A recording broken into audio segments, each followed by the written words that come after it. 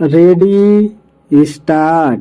भारतीय सेना की ओर से ऑपरेशन सिंदूर के तहत पाकिस्तान को बेबस कर देने और उसके चलते दोनों देशों के बीच सैन्य टकराव थम जाने के बाद भी पाकिस्तानी नेता जिस तरह शेखी बघाड़ रहे हैं, उससे यह प्रश्न उठना स्वाभाविक है कि क्या उनकी और पर्दे के पीछे से सत्ता पर काबिज उसके सैन्य प्रमुख की अक्ल ठिकाने आएगी। यह प्रश्न इसलिए उठता है क्योंकि पाकिस्तान भारत की ओर से किए गए अपने आतंकी अड्डों को आतंकियों की षड्यंत्रस्थली मानने से तो इनकार कर ही रहा है, उनका बेशर्मी के साथ बचाव भी कर रहा है। यह बचाव पाकिस्तान के रक्षा मंत्री ख्वाजा आसिफ की ओर से यह कहते हुए किया गया कि हम तो 3 दशकों से आतंकियों को पाल पोस रहे हैं।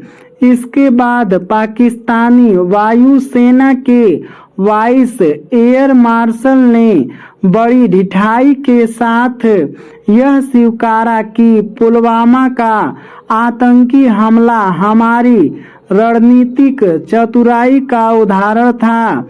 अभी तक पाकिस्तान पुलवामा हमले से अपना पल्ला झाड़ रहा था, लेकिन अब तो उसके शीर्ष सैन्य अधिकारी ने ही मान लिया कि वह हमले के पीछे वही थे। इसका अर्थ है कि पाकिस्तानी सेना एक ऐसा सैन्य बल है जो आतंकियों को पालने पोसने के साथ उन्हें भारत के खिलाफ इस्तेमाल भी करता है। अब यह और अच्छे से स्पष्ट हो रहा है कि पहलगाम के बर्बर आतंकी हमले के पीछे पाकिस्तान की सेना ही थी। यह पहली बार नहीं है जब पाकिस्तान के सैन्य अधिकारियों ने आतंकी संगठनों को अपना सहयोगी बताया हो। इस तरह की बातें जनरल परवेज मुशर्रफ भी करते थे और पाकिस्तान के अनेक नेता भी। कहना कठिन है कि आतंकी संगठनों को इतना खुलकर समर्थन देने वाली पाकिस्तानी सेना का संज्ञान विश्व समुदाय लेगा या नहीं, क्योंकि अभी तक तो वह चिंता जताने तक ही सीमित रहा है। यह ठीक है कि भारत ने यह स्पष्ट कर दिया कि यदि आगे कोई आतंकी हमला होता है तो उसे युद्ध की तरह लिया जाएगा। चूंकि अभी ऐसे कोई संकेत नहीं दिख रहे हैं कि पाकिस्तान आतंकियों के जरिए भारत को तंग करने से बाज आएगा, इसलिए उसे उसकी हरकतों के प्रति अंतर्राष्ट्रीय समुदाय को बताने चेताने के साथ आतंकियों के अड्डों को निशाना बनाने के लिए तत्पर रहना चाहिए।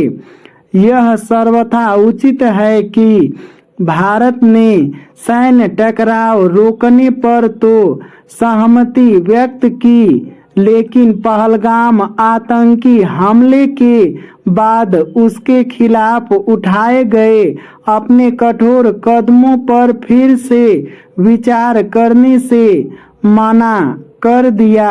इन कदमों पर कड़ाई से अमल किया जाना चाहिए, क्योंकि इस सैन्य टकराव ने यही बताया है कि भारत को पाकिस्तान पोषित एवं प्रायोजित आतंकवाद से अपनी लड़ाई स्वयं ही लड़नी होगी। भारत को विश्व समुदाय को यह स्पष्ट कर देना चाहिए कि पाकिस्तान आतंक की अपनी फैक्ट्रियों को बंद नहीं करता तो वह यह काम खुद करेगा।